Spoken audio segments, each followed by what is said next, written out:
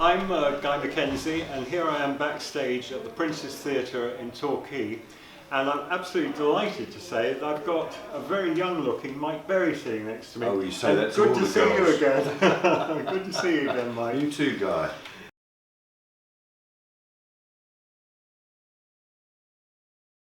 We met, I think, about 3 years ago, and I bought an old diatone guitar. And You I did, nearly yes. persuaded you to take it on stage. Was it white? Was it white? No. Not nearly white. It was sort of a natural colour. Oh, right, okay. Yeah, but you do sort of remember that. But Mike, I just sort of welcome back to the West Country, and just tell me, how did it all start for you? I mean, what was the very beginning for Mike Berry? My career, the whole thing, or just the music. Your sort of career. Well, the music was skiffle, and I started with skiffle by playing washboard. Right. If anyone knows what washboard is, but you explain that. I remember that. And I used to have it strung around my neck with because a washboard was, as you know, a frame with a corrugated iron. You used to wash your clothes in the tub. Yeah.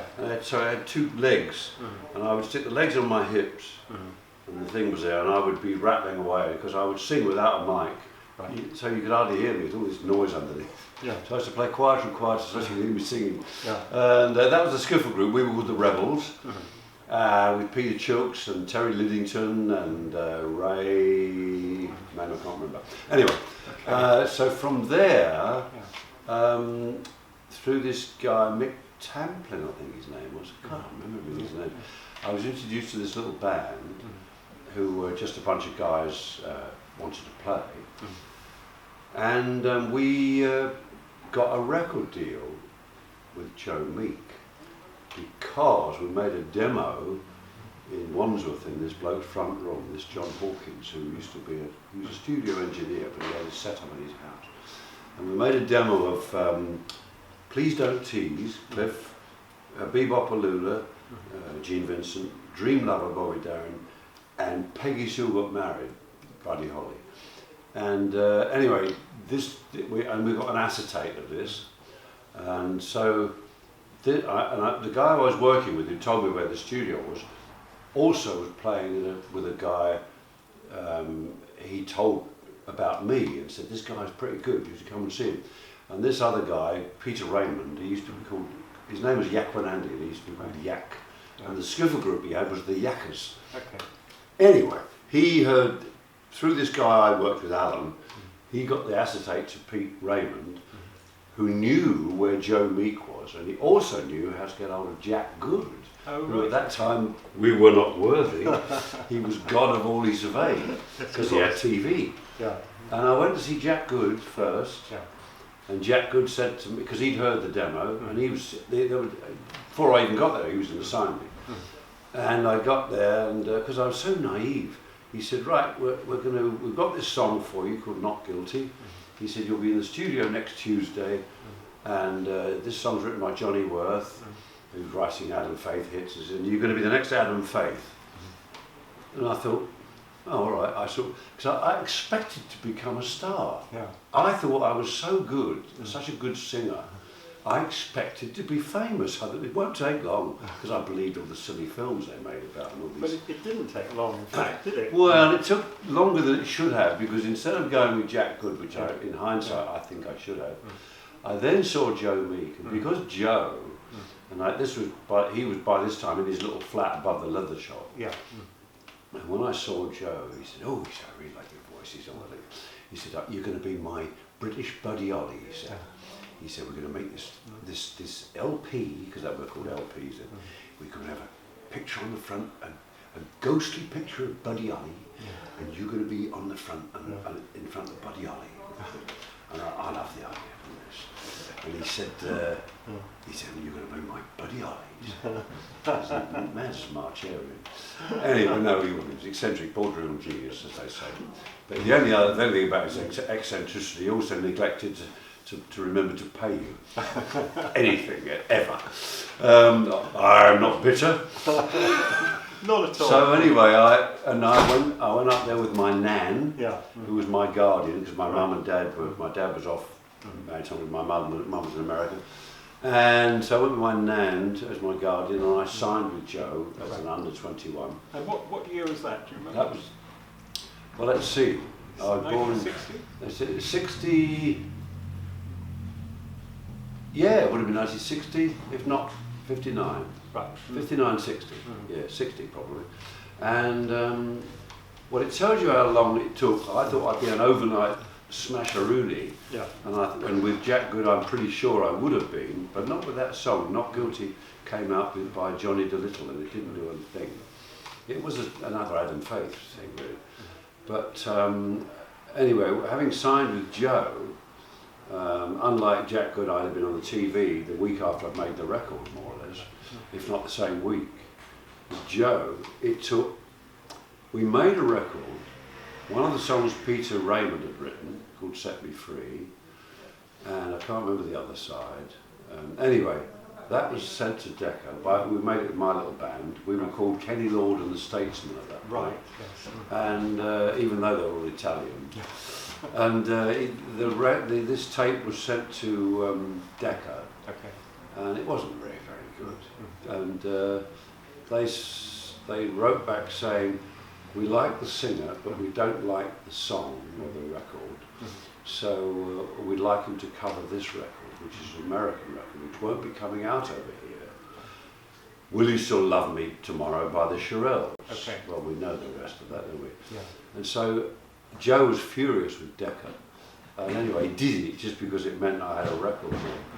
And by the time that record came out, I'd been with Joe 9 months. I mean, it was just interminable. And so the record came out and flopped. I was still working in the print. And the next record he made, courtesy of Jeff Goddard's pen, he said, I want a song for Mike, that's going to be to do with Buddy Holly. Because Joe used to have seances and all this. Jeff Goddard was eccentric, a bit like And this was the tribute to Buddy Holly, wasn't it? And he wrote the tribute to Buddy Holly. And I think, and I recorded that with the Outlaws as such, but they weren't the Outlaws at that point, I don't think. He christened them the Outlaws. We were on the stairs outside there was the studio room here, which would be his living room, or it would have been. And then round the corner in there was the control room with all the tape. And then you come out there and down the stairs. And the guys were standing on the top of the stairs. Joe was in the doorway and he said, I'm going to call you the Outlaws and I'm going to call you Mike Berry because it's Holly Berry. Yeah, Holly So Berry. he kept my first name. Yeah. And I was sort of relieved that it wasn't Wild or you know, Fury or Fury or any of those. I thought they were silly names. So Mike, that was about 1962 tribute to Buddy Holly, was that correct? No, Buddy Holly was 61. 61, okay. Yeah. And then of course, Don't You Think It's Time was also a big hit. That was 62, late 62, yes. Right. And then what happened after that? Because you actually became made an actor. well asked. Yeah, you became an actor, didn't you? Well, not that quickly, no. But in due course. But in due course, but that was a long time later. I mean, I had a whole career before I became an actor in commercials. But Joe, as much as everybody sort of sings his praises and stuff for his ingenuity and with sound, Joe Meek. he would not listen to other writers. When I'd had tribute to Buddy Holly, he had the choice of all the top writers in the UK, and there were quite a few, and wrote all the hits that Eden Kane had, and there was American stuff I could have recorded, none of it, it was all in-house. And luckily, after tribute to Buddy Holly, I had one record that was a flop, and then I think another one, Every Little Kiss I did, and Joe, I was signed up by Robert Stigwood on the strength of that, he thought it would be a hit. And Don't You Think It's Time was another Jeff Goddard song. Right, okay. So although he did it with Joe, I don't know if Joe's got a writing credit on there, but he shouldn't have, but he was a bit of a catalyst in that way. And so, but then once Jeff didn't write you a hit song, we were left with all the also-rans and Joe's songs, and they weren't hits. So what happened after you parted company with Joe? Did you carried on Well, performing? I went with Robert Stigwood. Robert Stigwood produced me, and he was just as bad as Joe in terms of not getting the right songs, and yet he could have done. I mean, he could have got Beatles songs for me because Robert Stigwood was Brian Epstein's hero as a manager, and Robert Stigwood could have said to him, but Mike, I think he didn't know about the Beatles until he'd gone bust and recreated a new company. And when he went bust, he took all my money with him. Okay. Yeah, great. And Mike, what brought you into? Because of course you were a big star in the late 70s, 80s with Are You Being Served, weren't you? You were. And then I had the hit records. Yeah, that's right. I know. I was going to come to that as well. Yeah. But how did you get into being on a sort of top television program? Well, I was doing. I did about 8 or 10 years of commercials when I was the top man in this agency. I signed with this agency called JCJ, who were a modelling agency. Right. And just took me on. Right, you were a model as well, that's weren't right. you? Yeah. Well, they took me on as an extra. I thought I'd better bring that one in. Yeah. I wasn't a glamour model. I wasn't the sort of thing. Right. I was a man in the street model. Oh, you spoiled it. So, yeah, there you I go. assumed you were a glamour model. Yeah. Well, you can look at the pictures. They're still on YouTube. Yeah. And I finished up doing loads and loads of. I did about 50 commercials over about 8 or 10 years, and I photographic work, magazines, and I was earning a really good living. And on one of these commercials, I worked with a man called James. Oh crikey! His name just disappeared. Lovely man as well. He did the Bellstone Fox, and I think Born Free. And then it was through him you got. Well, he didn't know. He was about to do Worzel Gummidge with John Pertwee. Right. And he saw me on this TV Times commercial. He directed James Hill. Yeah. And he said, I might have a part for you, he said. And I heard the word Worzel, and I thought he knew I could sing. Yeah. I thought he meant the Wurzels, the singing. Yeah. And I thought, I know, he's going to put me on a guest spot on the Worzel television show. But it was Worzel Gummidge he had in mind, and he said, I want you to come down to Southampton. And anyway, this woman, Marion, makeup lady there, fitted me up with a moustache and some glasses and stuff. And I went to read for James Hill for Worzel Gummidge, for Mr. Peters. And it was from there, John Pertwee, I told him my agent was, or my manager, agency rather, wasn't paying me for my Worzel Gummidge stuff. He said, what?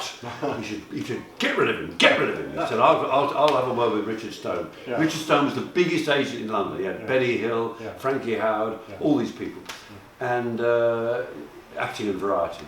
Anyway, John had a word with him, and I wrote to, he said, you should write to Richard, tell him a bit about yourself, I'll have a word with him, and he'll take you on. Anyway, sure enough, I went in to see Richard Stone. He asked me how much I was earning a year. He almost fell off his chair when I told him, because I was doing these commercials. And I was earning a fortune. And he sort of blanched a bit, because I suppose he felt he had to keep up. Yeah. And so, having gone with Richard Stone, I know it's a bit long, this story, but the fact is, he also looked after David Croft, writer, co-writer of Are You Being Served, and other massive television hits, not least of which was Dad's Army. Yeah. And one day, David Croft rang Richard Stone and said, look, I need a replacement for Trevor Bannister, Mr. Lucas, because he can't do another series of Are You Being Served we want to do, Jeremy and I have written, or writing. He said, have you got anybody? And Richard said, I'm just the man. So that's how I got into Are You Being Served. That's fantastic. And so, how did The Sunshine of Your Smile come to you? Because that was a really big hit, wasn't it? Again, it was. I tell you what, my career. You imagine a really fast-running stream. You'd never survive in it. With these stepping stones. Yeah. That's my career. Okay. Made it to a stone. Made it to a stone. In between, and anyway, we were doing, what was it?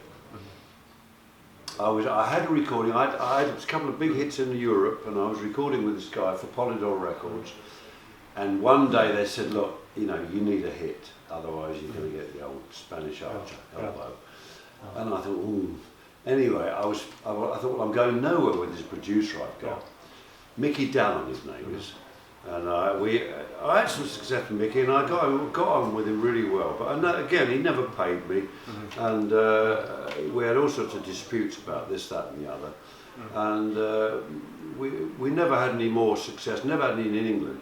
And Chaz was working on all this stuff with me, and some great musicians, Chaz Hodges, And so I've known Chaz since he was 17.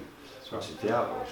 And anyway, I rang Chaz and said, look, I need a hit. I've got like 4 tracks. And I said, no, and if I haven't got it, then I'm going to lose my contract. So he said, no. He said, right. I said, would you produce me? He said, yeah, love it. Yeah, great. And so anyway, I sent him some of my songs, and he came up with some, and he came up with this one. And at the time I thought, you sure? Because it was nothing like I'd ever done before. Anyway, Sunshine of His Smile was the result. Chaz did it. Chaz did the arrangements. He did arrange all the strings. He played acoustic guitar on it. He played bass on it. He didn't play drums. That was Jeff. No, that was. Oh crikey! I should mention him because he's a wonderful drummer that disappeared. He was with Bucks Fizz and Cliff. Okay. And Adrian Shepherd, right. The wonderful Adrian Shepherd. He played drums, and then Chaz wrote all the string part. They had a full string section in there. Well, I say full, it was about sort of for 6 or 8 piece, and it was perfect. And so the song became a hit because it was such a lovely song. I didn't think I sang it that well, to be honest. Actually, I think it's great, and I love it, and I listen to it quite often. Really? But then you might have the new recording. But I did redo it. I did redo the voice. If you've got a CD, that's a later. I redid the voice. I used the same backing track. But I redid the voice. And so, Mike, here we are in 2016, and you're on the Solid Gold Rock and Roll Tour again with Marty Wilde. Yes. I mean, this is fantastic. So it's what, 60 years now? Getting on for 60 years you've been in the business? Well, I can't work it out. No, 61. It'll be 61. 55. 55. Yeah. It shows I can't add up. I've got decades to go yet. So, Mike, what have you got lined up for next year? Naff all. Okay. I told you it's a stepping stone. Yeah. I'm just looking for the next stepping stone, and then I'll go on that, you know. But I'm not a spent cartridge yet, and I've still got it's still in there, and I know, and this isn't vanity or. I'm singing better than I've ever sung. My voice is as strong as it's ever been, stronger. I'm singing better than I've ever sung. And so that gives me the confidence to keep going. My personal life is a mess. But that's Mike, because let me tell you that I'll be in the audience tonight. I'm looking forward to seeing you once again. Right. Thank you so very much for talking to me. It's been fantastic. Absolute pleasure, as always. Yeah. And do it again. Thank you very much. Thank you, Mike. Hopefully we'll have a bit more to talk about next time. We could talk for hours, very easily. Well, I don't know about now. I've sort of run out now. Thank you very much.